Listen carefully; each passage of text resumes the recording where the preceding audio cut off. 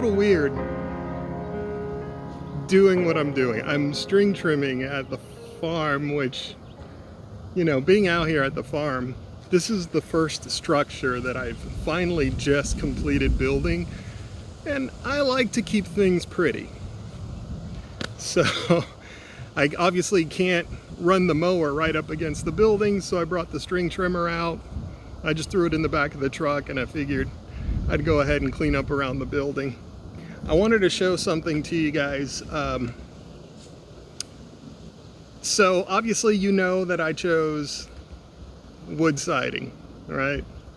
And it was a gamble for sure, because there's a lot of dangers with wood siding. We know that wood siding will rot. We know that it can delaminate and peel, and there's a lot of problems with going with this approach.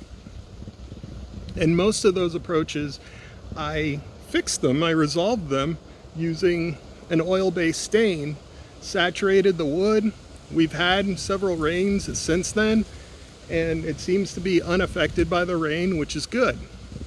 Also unaffected by most of the UV lights, because I did choose a sort of semi-transparent color here, and so that should give a little bit of UV protection as well, without hiding the beautiful wood grain. So with all that being said, you would think we're done, right? We're good. Well, not quite. I don't know if you can see this, but there are little marks, little gashes in a couple of places around here. That's two. Here's another one over here. And if you know what that is, then you know that could be a real problem for us in this building. But I went ahead and built something to fix that. Yes, apparently there is a very healthy population of carpenter bees out here at the farm. I've never seen this many carpenter bees, but clearly wherever I built this structure must have been pretty close to not only carpenter bees, but as you know, if you've watched my year-long series of videos, a lot of black widows. So we've got black widows, ticks, carpenter bees, we've got them all out here. There's wasps, big hornets, like small dog-sized hornets flying around here. We got a lot of stuff going on out here, but that's just the way it is. The further out you go into the country, man, we got meat eaters out here. And not only do we have meat eaters, but we've got some wood destroying insects that we have to worry about. I don't know why I just didn't think about carpenter bees, but I made every effort to lift this structure off the ground because I knew that we had termites out here. Oh yeah, termites. I knew that we had a real termite problem out here, and I wanted to lift the structure out of the ground, which is what I did.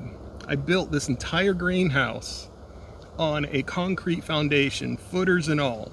It goes below the frost line. We have cinder blocks, concrete filled. We have sill plate, and the whole structure built on top of that. So we've got a lot here invested in this building, and unfortunately it's under attack. But as you could tell from the video that I just showed you, I built a small trap and it's working.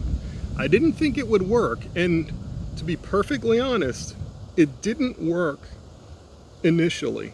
I built this carpenter bee trap, and the second that I put it up, I was working around the farm. I was, you know, cutting the grass, doing all kinds of things. I came back over here and I noticed I got one. I caught him. I saw him in there buzzing around, and I thought, yes. Gotcha.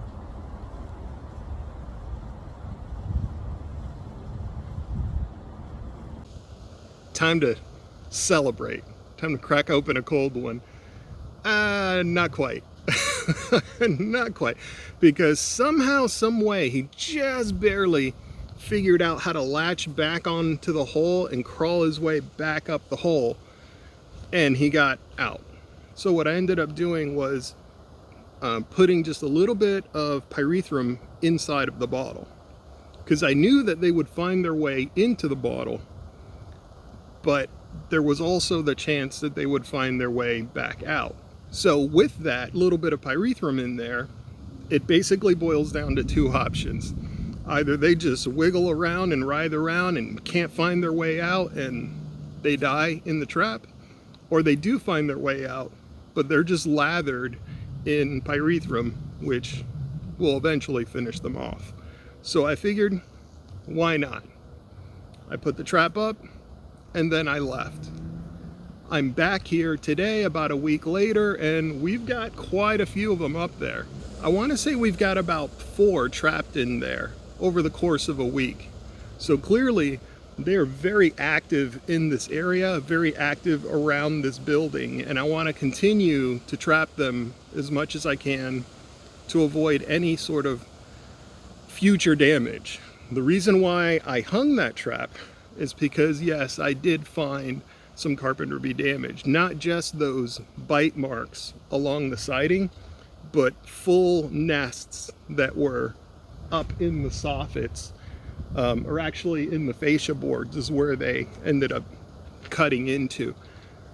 I did clean out that nest. I did spray some solution into the nest and took care of them, but to make sure that they don't come back, I went ahead and set up that trap, and it's working.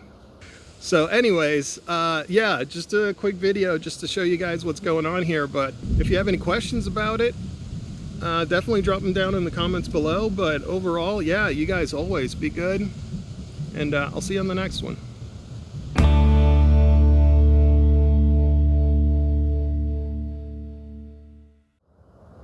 It's under attack.